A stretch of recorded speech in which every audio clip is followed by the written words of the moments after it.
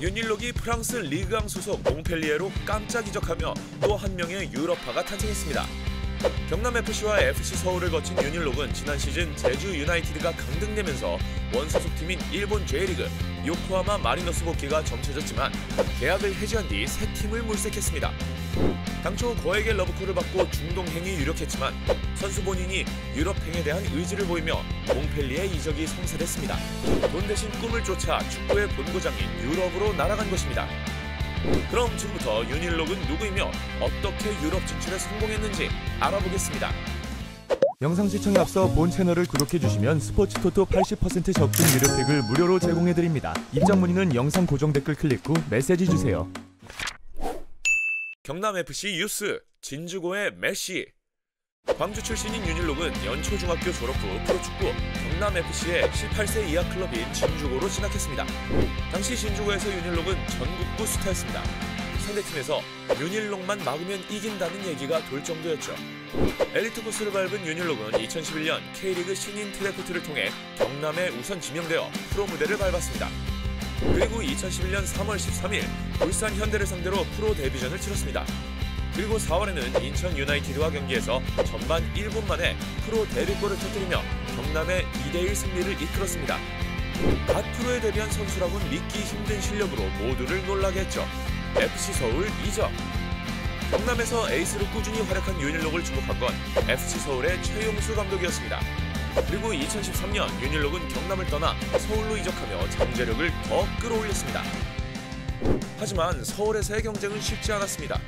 당시 일본에서 건너온 에스쿠데로와 포지션을 다퉜는데 초반에는 윤일록이 앞서가는 듯했지만 후반기로 가면서 에스쿠데로가 선발로 뛰는 횟수가 더 많아졌습니다. 윤일록은 리그 29경기에 출전했지만 단 2골을 넣는데 그쳤습니다. 이후에도 윤일록은 서울에서 롤러코스터와 같은 행보를 걸었습니다.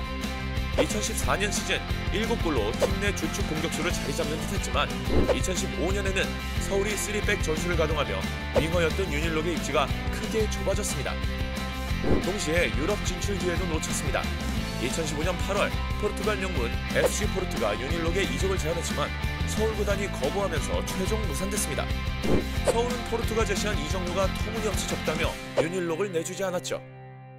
윤일록이 살아난 건 2016 시즌 황선홍 감독이 부임한 이후입니다.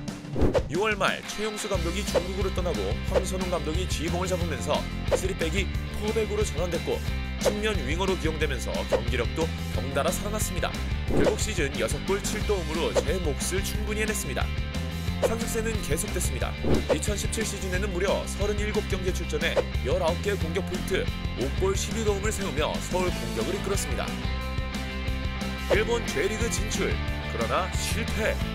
자신감을 찾은 윤일록은 서울을 떠날 결심을 하게 됩니다. 그리고 2018년 1월 일본 J리그 요코하마 마리노스로 이적을 확정지었습니다. 하지만 첫 해외 도전은 쉽지 않았습니다. 팀 전체가 부진한 데다 적응에 실패하며 겉도는 모습을 보였죠. 결국 벤치로 밀려난 윤일록은 출전 시간이 서서히 줄었고 대표팀에서도 제외됐습니다.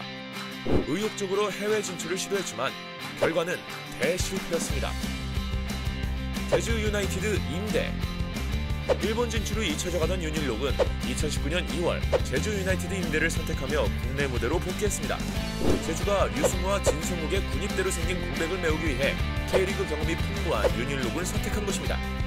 윤일록은 제주의 강등 탈출을 위해 고군분투했습니다. 특히 친정팀 서울과 경기에서 깜짝 해트트릭을 달성하며 제주의 4대2 대승을 견인해 모두를 놀라게 했습니다. 이후에도 제주에서 유일한 해결사 역할을 하며 시즌 10득점에 성공했습니다. 하지만 혼자서 제주의 강등을 막는 건 불가능했습니다. 침몰하기 시작한 제주는 좀처럼 살아나지 못했고 결국 최종전에서 수원 삼성에 2대4로 무너지며 2부 리그 강등이 확정됐습니다.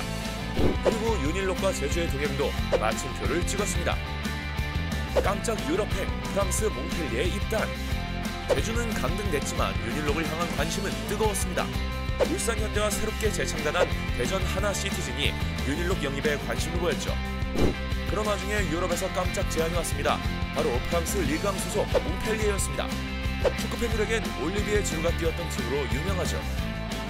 올 시즌 리그앙에서 중상위권을 달리고 있는 몽펠리에는 다음 시즌 유로파리그 진출을 위해 공격진 보강에 나섰습니다.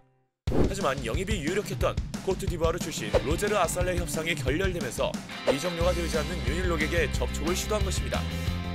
서울 시절부터 유럽 진출에 관심이 많았던 윤일록은 이번이 자신의 꿈을 이룰 마지막 기회라 생각하고 K리그 구단과 중동 팀들의 러브콜을 거절하고 몽펠리에의 제안을 받아들였습니다. 몽펠리에도 윤일록과 3년 6개월 계약을 체결하며 신뢰를 보였죠.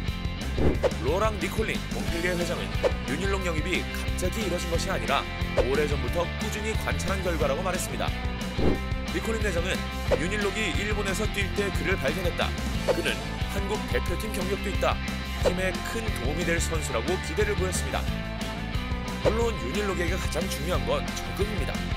일본에서 실패를 반복하지 않으려면 그때보다 훨씬 더 많은 준비가 필요합니다. 미셀 데 자카리안 몽펠리에 감독도 윤일록은 내가 좋아하는 유형의 선수라면서 다만 프랑스의 경기 템포에 적응해야 한다고 조언했습니다. 급할수록 돌아가란 말이 있습니다. 윤일록은 지난 1월 26일 기존과의 21라운드의 교체 명단에 이름을 올렸지만 아쉽게 데뷔전을 치르진 못했습니다. 하지만 아직 시즌은 길고 기회는 분명 찾아옵니다.